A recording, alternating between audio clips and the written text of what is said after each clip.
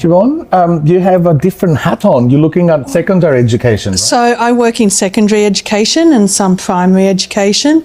I'd just like to reiterate what both of these wonderful people said. The first one is teachers and schools need to remain curious about what the student needs. So not just go from a bulk standard piece of paper, but ask the student what could help you, and remain curious and open.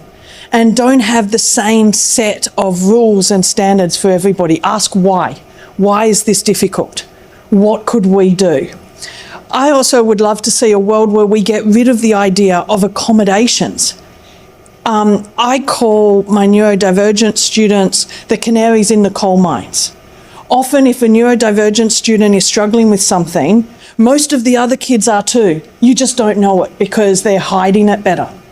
And so if you have a neurodivergent student saying these fluorescent lights are killing me, really you've got half the class that is not liking those fluorescent lights. They're just not telling you. So take those cues and get rid of accommodations by making all environments accessible to everyone so that we're on a similar playing field. Because the saddest thing I hear from my students is no matter how much my school wants to help me, I don't want to feel like a burden every day of my life. And it's a really sad thing to hear. Yeah. Understanding differences in everyone's neurology and differences in how everyone processes information and might require slightly different things, and just allow it. I also think that's the importance of self-advocacy as well. Like, we teach our children to advocate for their needs, but we don't have adults that listen. And it's really, really important. I mean, we're also part of that adult system. We need to listen to their needs as well. But, you know, we want them to tell us what their needs are when they need it, but we also want that validated when they're raising that. And I think it's the importance of also having, you know, building positive relationships.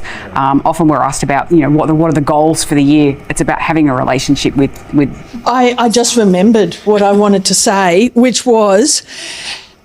there are too many helping professions where people are scared of coming forward as neurodivergent, and we need open representation in schools. We need open neurodivergent teachers where the kids can look at them and say, here's my role model.